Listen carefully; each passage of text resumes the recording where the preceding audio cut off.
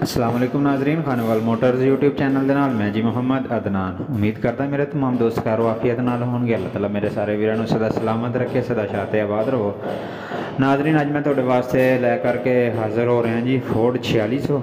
ठीक है जी, उम्मीद करांगा कि दोस्तों ने वीडियो पसंद आएगी। वीडियो पसंद आए लाइक करें, जो कमेंट के अंदर जरूर दस्या तुसीं कित्थों बह के वीडियो देख रहे हो या किसी चीज़ की तुहानूं जरूरत है साडे नाल WhatsApp पर भी रबता कर सकते हो।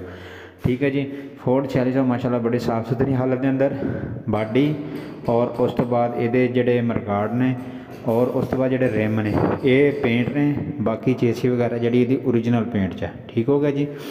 उस तो बाद ठीक है जी, बाकी जोड़े एक्सल ने वलैती ने हाँ का बिल्कुल साफ है जी। ठीक है, आपकी ओरिजिनल हालत के अंदर गड्डी चालू हालत के अंदर सही है जी। और अगर गल करिए ना डिमांड की, बड़ी ही मुनासिब जी डिमांड है। ठीक है जी, 9 लाख रुपया गड्डी की डिमांड की जा रही है। सही है। और जी ये लोकेशन है जी वो काना काछा लाहौर। ठीक है जी, लाहौर की लोकेशन च काने काछे की लोकेशन पर खड़ा है। मालकां दा रबता नंबर इस टाइम स्क्रीन पर शो हो रहा है, तुसीं रबता कर सकते हो। ठीक है जी।